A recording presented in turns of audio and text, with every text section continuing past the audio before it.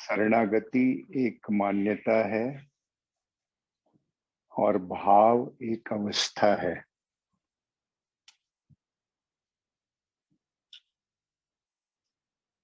भाव एक अवस्था है, इसको समझने के लिए कुछ उपमा देने का प्रयास कर रहा हूं। जल है मटमैला, ये मटमैला जल, ये जल की एक अवस्था है। ये मटमैला जल सरिता से मिल गया, बहने लगा, ये जल की एक अवस्था है। जल की छोटी छोटी बूंदें हवा में बादलों ने धारण कर रखी है, ये जल की एक अवस्था है। जल ठोस होकर पर्वत के ऊपर विश्राम कर रहा है, बैठा हुआ है, ये भी जल की एक अवस्था है। और जल सूर्य के ताप ने, सूर्य के स्पर्श ने इस बर्फ को पिघलाया, धारा आपस में मिलके, धार आपस में मिलके धारा बनी, धारा का एक संगठन बना, सरिता बनी, जल बहने लगा और जल सागर में मिल गया। जल सागर में मिल गया, यह भी एक जल की अवस्था है। उस मटमैले जल से सागर के जल के बीच में बहुत विश्राम है, बहुत विराम है। अभाव से भाव की यात्रा। बड़ी सुंदर बातें आई अभी बहनों के द्वारा।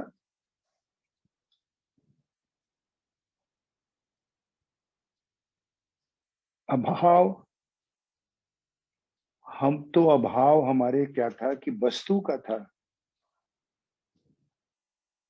पद का था, पदार्थ का था।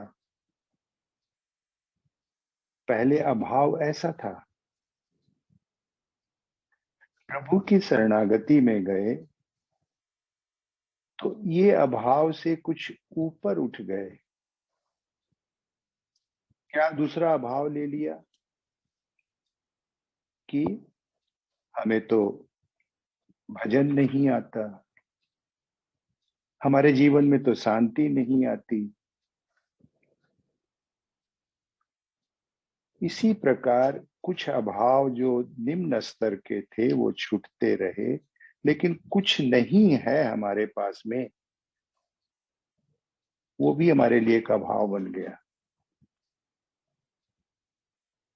और जब भक्ति में आया तो भक्त समझ रहा है कि जो मैं पहले स्थूल का भाव ले रखा था उसके पीछे नाचता था। कैसे नाचा? मेरा नाच तो संसार के हाथ में था, मेरे नाच का रिमोट कंट्रोल तो संसार के हाथ में था, वही मुझे नचाता था। परिस्थितियां, स्थूल की कुछ कमियां, स्थूल के कुछ अभाव। अब भक्ति में आया तो भक्ति के अंदर में भी कुछ कमियां जीवन विकास के लिए। शरणागति में आया तो मान्यता बनी, लेकिन मान्यता दृढ़ नहीं हो रही है। छोटी छोटी बातों पर, भावनाओं में मनुष्य भाव ले लेता है। और जब भक्ति में आया, पहले तो वो सोचता था कि मैं नाच रहा हूं, भक्ति में आया तब उसे पता लगा कि मैं नाच रहा हूं और मेरी दुनिया नचा रही है। जब प्रभु के साथ संबंध बना, कुछ रिश्ता बना, कुछ रिलेशनशिप डेवलप होने लगी, तो अभाव का रूप बदला। तो इस नृत्य को भी वह यह कह रहा है, प्रभु को कह रहा है कि अभाव में नचाना। तेरी विशेषता है।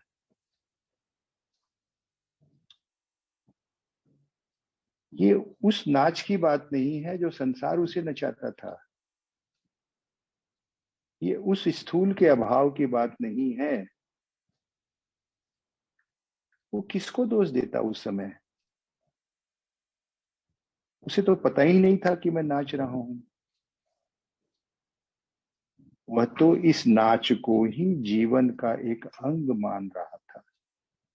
लेकिन भक्ति में आने के बाद उसका नाच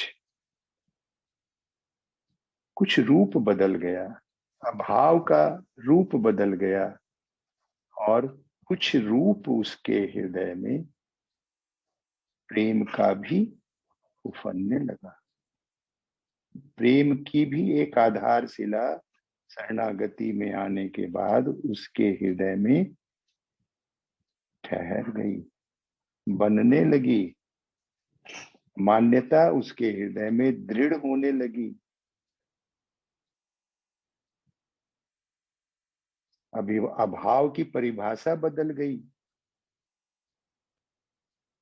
लेकिन उसने इस सूक्ष्म नृत्य को भी, भावनाओं के नृत्य को भी, भक्त कहता है कि अब रिश्ता तेरे साथ जुड़ा है। रिश्ता तेरे साथ जुड़ा है, तू जीवन में आया है, तेरा मेरा कुछ संबंध बना है। जो हो रहा है तेरे कारण हो रहा है, तू मुझे नचा रहा है, नाचो। ये तेरी विशेषता है। और भक्त को एक भाव की झलक भी मिली है। अपनी इस स्थूल से सूक्ष्म के अभाव की यात्रा और सूक्ष्म से भाव की यात्रा, तो जो भाव की है उसको एक झलक भी मिली है, एक अवस्था का भी अनुभव हुआ है। और उसी अनुभव के आधार पे वो कह रहा है, नचा ले भैया, भाव आने दे। तो मुझे याद है जब राधा को भाव आ गया था तो कृष्ण भी नाचा था। भूल गया वो कृष्ण की मैं महान हूं, मैं ईश्वर हूं। भूल गया वो कृष्ण की एक छाछ के पीछे जो प्रेम का भाव है। वो प्रेम के लिए नाचा, छाछ के लिए नहीं। छाछ तो एक प्रेम का रूप बन गई।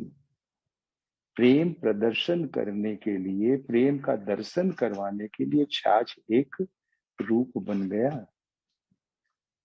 क्योंकि प्रेम भी तो प्रेम अरूपी,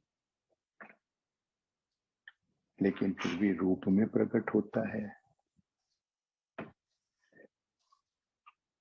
तो भाव आने दे, तू नाचेगा, ताल ताल पर भूल जाएगा कि तू कृष्ण है, तू महान है, तू ईश्वर है। कृष्ण लीला में कालिया नाग का नाच, वो तो यमुना को प्रदूषित कर दिया था और यमुना के जल को विषैला बना दिया था। एक एक फन से उसके विष इतना निकला कि यमुना का जल ही विषैला हो गया।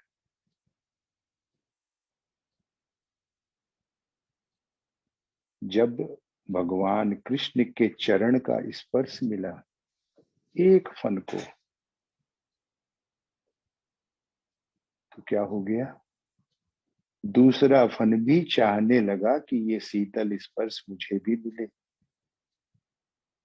उसका नाच क्या था? जो फन निकाल के विष फैलाता था, अब वो फन बढ़ा के कृष्ण के चरण का स्पर्श चाहता है। चरण बड़े प्यारे हैं, ये शरणागति बड़ी प्यारी है। उसने तो भगवान को नचा दिया। जब तक सारे उसके फनों को भगवान कृष्ण के चरण का स्पर्श नहीं मिला, जब तक उसके विष का शांत नहीं हुआ तब तक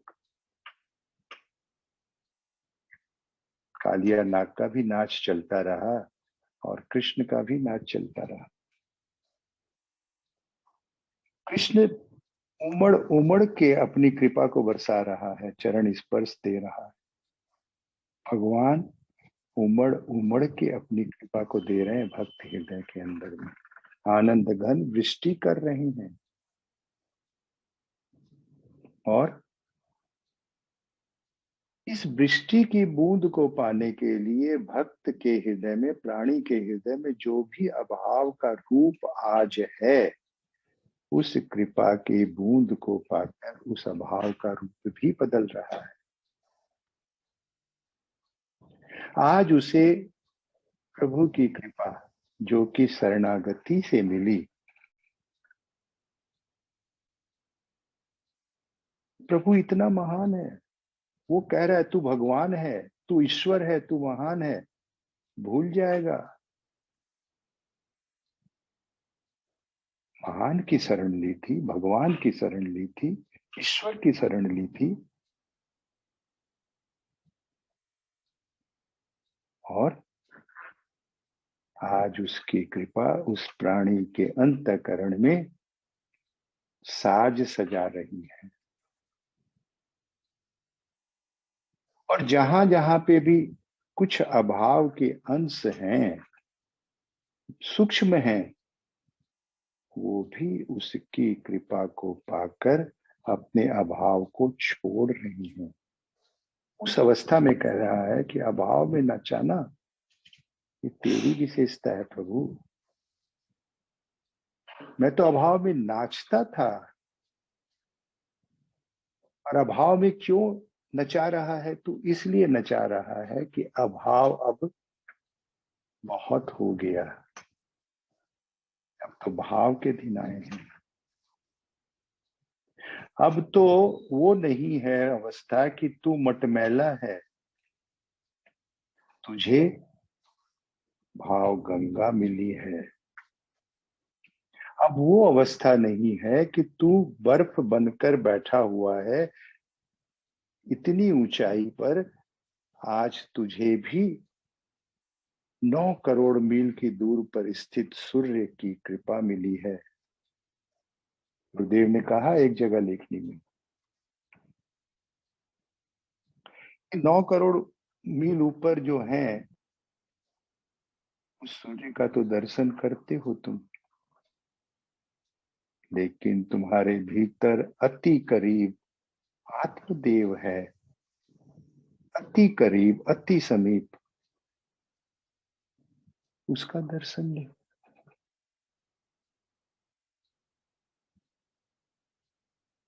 तो आज उसने उस भाव की परिभाषा बदल दी कि ये भाव जो है, अभाव तो दुनिया से कमाए थे प्राणी ने, और भाव तो उसके हृदय में भंडार था। भाव तो उसके उसके स्वरूप में था, उसके साथ था। ये कब महसूस हुआ? शरणागति का प्रसाद है। तो भाव आने दे, ताल ताल पर भूल जाएगा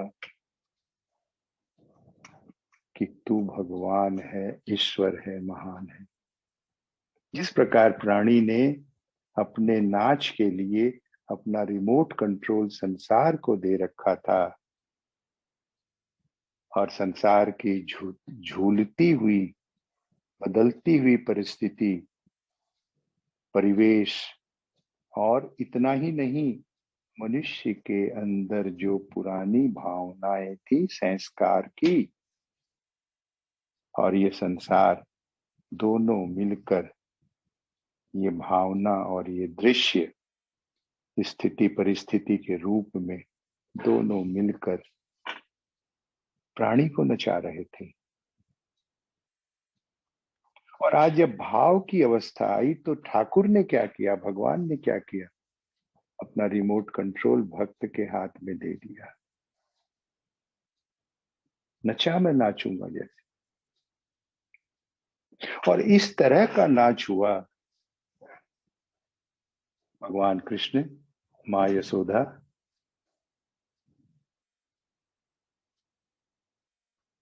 माँ यशोदा भक्त है, भगवान कृष्ण भगवान है।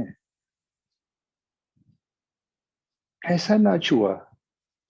भक्त मट्टी खा रहे हैं भगवान, और मुंह से मट्टी निकाल रही है, और उनके कंठ में ब्रह्मांड का दर्शन हो रहा है। ये कैसी नाच की लीला थी। भगवान शंकर को भी भ्रम हो गया कि ये वही परम ब्रह्म है।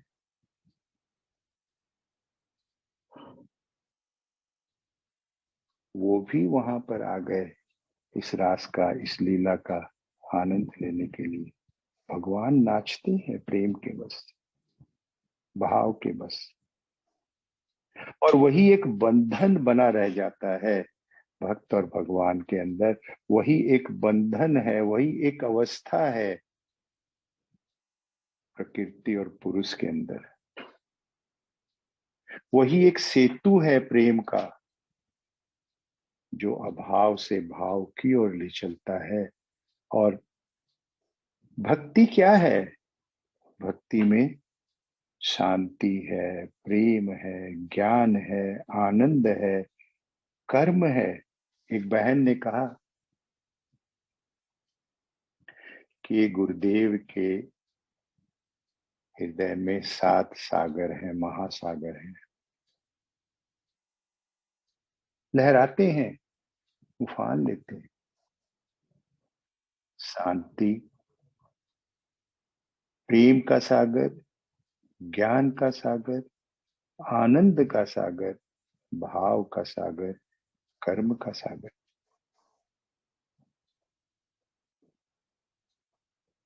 क्यों? इसलिए कि बस वो भाव में है।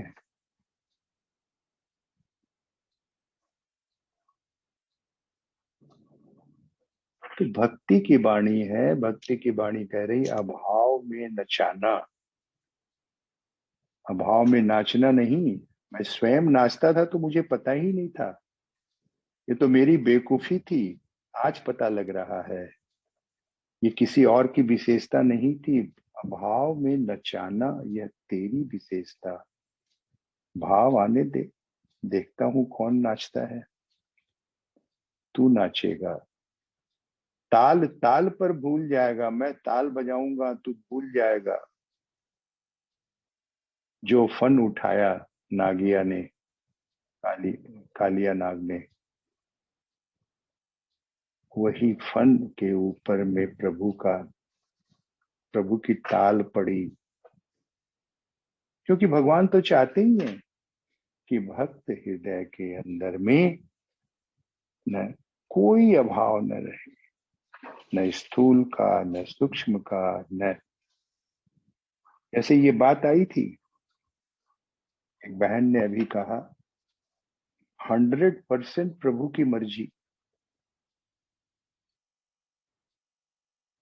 ये प्रयास नहीं, ये समझ नहीं, ये अनुभव गम्य सिद्ध हो गई कि 100%।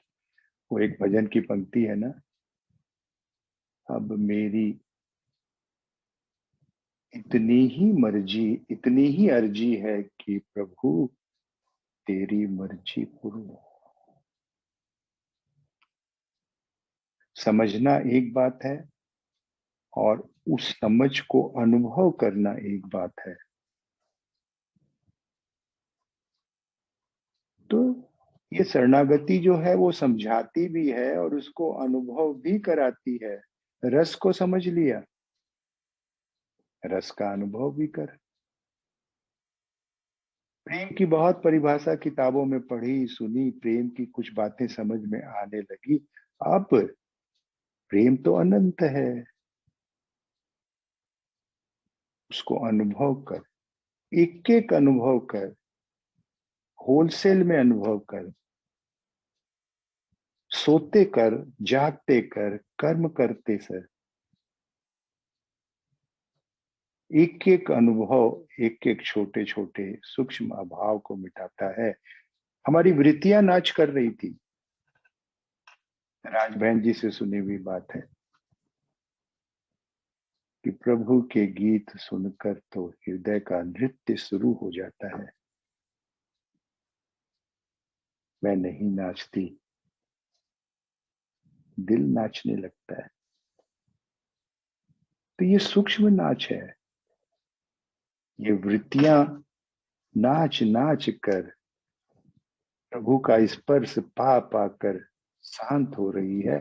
और जब शांत हो जाती है, जब तक शांत नहीं तब तक नाच। जब शांत नहीं तो कृष्ण नाच रहे हैं कालिया नाग के फन के ऊपर में, चरण स्पर्श कर रहे हैं। जब सारे फन शांत हो गए तो कृष्ण ने क्या किया? वही बांसुरी बजाई। जो तट पे लोग खड़े थे उनको पता लग गया ये कृष्ण की बांसुरी है, ये कृष्ण की मीठी वाणी है। और कृष्ण आ गए।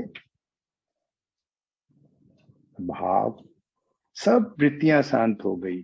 अब भाव,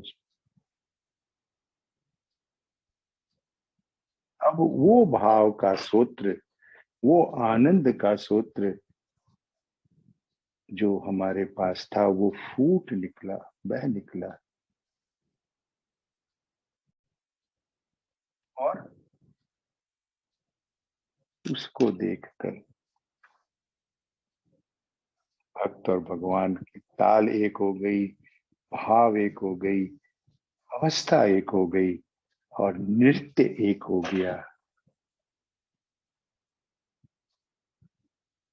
भक्ति की गहराई है वाणी में, भक्ति की सूक्ष्मता है। भक्ति जो हाथ जोड़कर शुरू हुई थी, प्रणाम करके शुरू हुई थी, जो आंख मिला के शुरू हुई थी, आज दिल से दिल मिल रहा है। बुद्धि भी समझ रही है, बुद्धि से बुद्धि मिल रही है। आज वो होलसेल में प्राणी, जीव, शिव से मिल रहा है।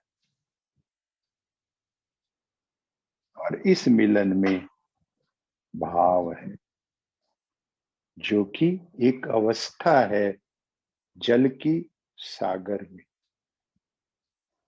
जल ने क्या अनुभव किया जब वो मटमैला था? अभाव में हूं मैं।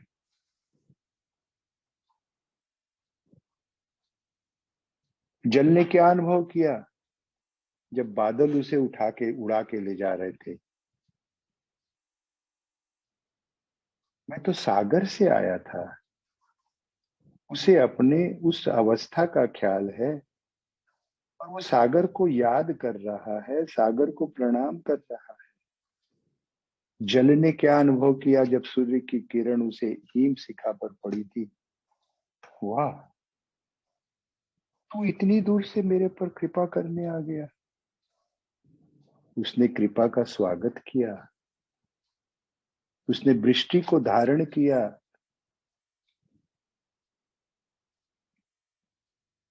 फिर उसकी कृपा ने उसे बहाया। दूसरी धार निकल रही है, वो भी तो उसकी कृपा की कहानी सुना रही है। तीसरी धार निकल रही है, वो भी तो उसकी कृपा की ही कहानी सुना रही है। ये कृपा ही है तो जो धार धार मिलके धारा बन रही है, एक संगठन का रूप बन रहा है। मन में, बुद्धि में, चित्त में, हृदय में एक गठन हो गया, और भाव ने इसको संगठन बना दिया। अब प्रवचन में आता है कि मन को रस मिला। मन ने कुछ सोचा, बुद्धि नहीं मानी, तो मन को रस मिला और बुद्धि को भी वो रस मिले। आगे हमारे चित्त को भी वो रस मिले, आगे हमारे हृदय को भी वो रस मिले। जहां रस मिलेगा वहां पे विभाजन खत्म, वहां पे अलग अलग खत्म। ये रस है जो सबको बांध रहा है। प्रसाद हाथ में लेते हैं, प्रसाद मुख में लेते हैं, प्रसाद हजम करते हैं हाथ में लेके। प्रभु तेरा प्रसाद है, खाकर प्रभु तेरा कितना अमृत भरा प्रसाद है। भावना में उस प्रसाद के भाव आते हैं।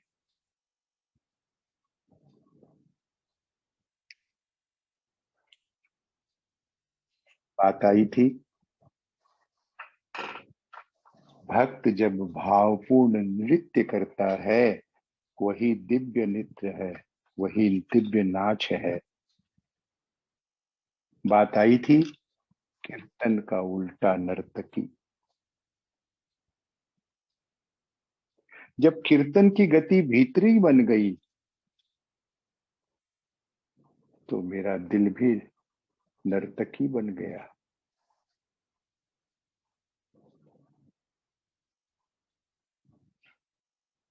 बात आई थी, अभाव में तो सब नाचते हैं, कोई वस्तु के पीछे भागता है। हाँ, यहीं तक थी हमारी दृष्टि और सोच। लेकिन जब भक्ति में आए तो ये नाच कुछ और बन गया, ये अभाव कुछ और बन गया।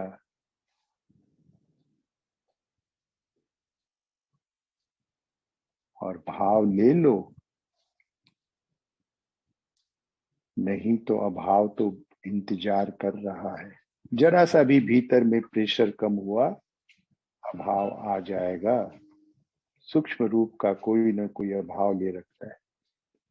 अभाव तो उसी का मुद्दा है, 100% प्रभु की मर्जी। ये भी बात आई थी, बहन ने कहा मैं जो कर रहा हूं मेरा मैं का भाव है, लेकिन ये भी मुझे पता है कि भगवान का साथ है। मैं का भाव है, अभाव नहीं मिटता। लेकिन इस मैं को उसके साथ तो जोड़ दो। स्वामी रामकृष्ण के दरबार में उदाहरण है, गिरीश घोष कहते हैं कि मैं शराब नहीं छोड़ सकता। तुमको कौन शराब छोड़ने के लिए बोल रहा है? शराब पीवो, खूब पीवो। एक काम किया करो, पीने के पहले माँ को भोग लगा दो।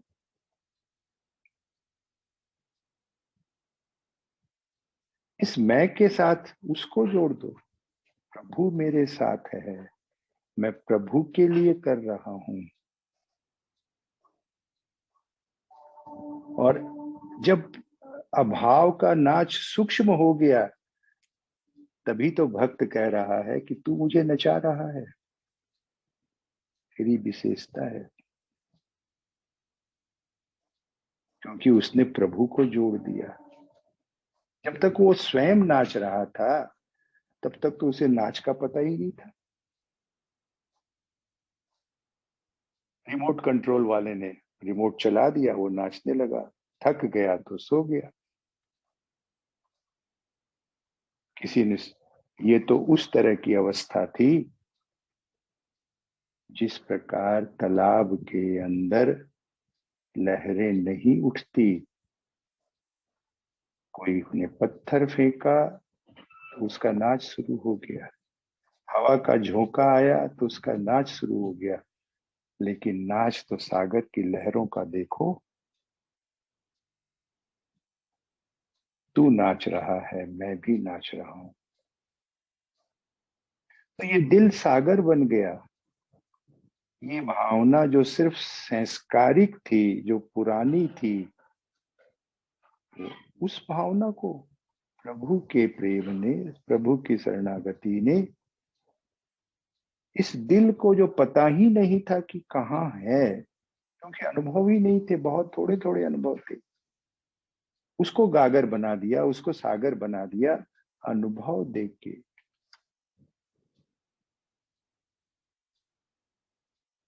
और फिर मैं नाचूं तुम नाचो मेरे सांवरिया। भगवान तो अपनी चाबी बता रहे हैं, भाई मैं तो प्रेम के बस नाचता हूं, मेरा तो रिमोट कंट्रोल भक्तों के हाथ में है। और भक्त कहता है प्रभु तुम ही सब कुछ हो।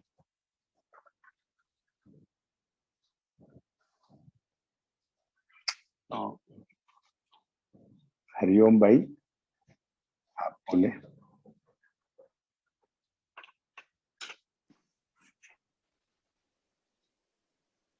क्या करने की भाई? वो तो सफाई करने वाला है, सफाई करेगा।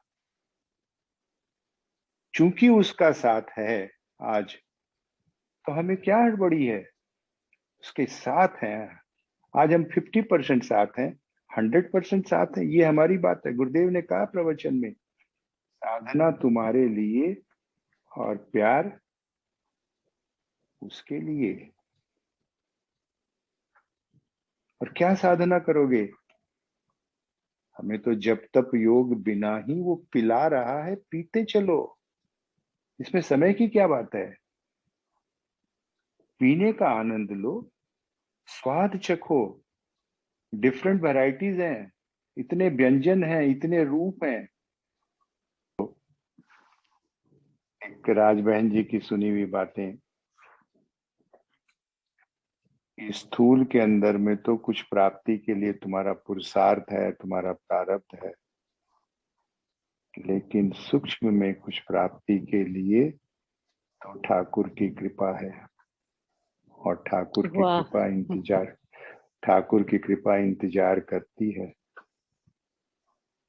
मुझे प्रवेश तो दे दो, मुझे द्वार तो दे दो।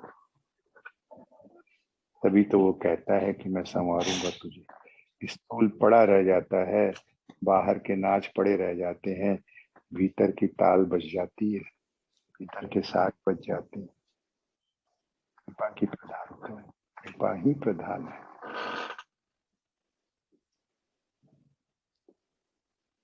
इसमें भाई जी जैसे एक ये बात समझ में आई कि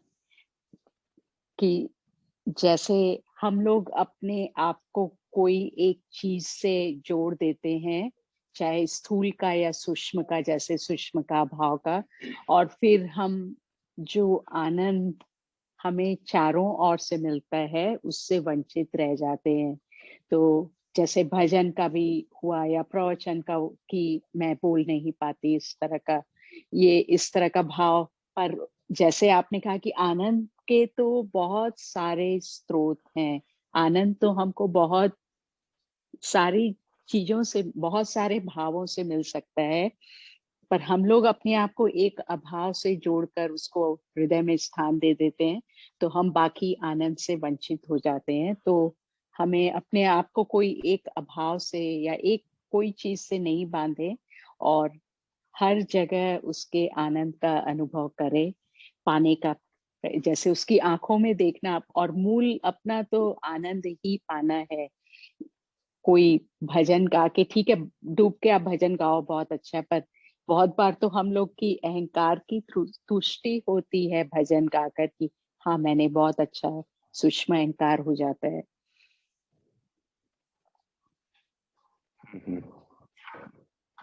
आनंद की बात जरूर अच्छी है, और जरूर आनंद चारों तरफ है। लेकिन यदि उस आनंद को हम न भी पकड़ पाए, तो मन में कम से कम ये तो सहें कि तू है साथ। हम्म। अपने इस मैं को उसके साथ तो जोड़ें। फिर क्या होगा कि मैं कम हो जाएगा, तू बड़ा हो जाएगा। और तू बड़ा हो जाएगा तो आनंद तो सर्वव्यापी है, वो तो अति सूक्ष्म है। आनंद का लेकिन उस आनंद का अनुभव नहीं कर पाते। लेकिन वो तू है, उसका रूप सामने में है, उसका साथ सामने में, उसको आगे करें। धीरे धीरे वो आगे रहेगा ना, तो वो तो जब उसको आगे करेंगे तो उसके साथ तो आनंद अपने आप आ जाएगा। हम्म। अशांति से आनंद नहीं पहुंच सकते हैं। अशांति, शांति, प्रेम, प्रकाश, ज्ञान, बहुत सारी चीजें मिलकर फिर वो आनंद की अवस्था बनती है। जब आदमी एकदम निष्फिक्र हो गया, भावमय हो गया, बस कितनी सारी पुरानी चीजें खत्म होती हैं। कितनी, अब यूं समझ लो ना कि सरिता एक छलांग लगा के थोड़ी ना पहुंच जाती सागर में, उसको तो कितनी दूरियां पार करनी पड़ती है, लेकिन फिर भी बहती रहती है। तो ये तो कृपा है जो कि सूर्य के प्रकाश के द्वारा उस पर्वत पर उतर रही है, और वही कृपा उसको ठेल रही है, सरिता को बहा रही है। और सागर खींच रहा है। प्रथम तो अज्ञात रूप में, पहले तो बहाव उसका ठेलने के कारण आया, पुश के कारण आया, और जब सागर के पास पहुंची तो उसका बहाव का कारण क्या बन गया? सागर का आकर्षण, सागर का पुल। अब तो भाव बन गया वो।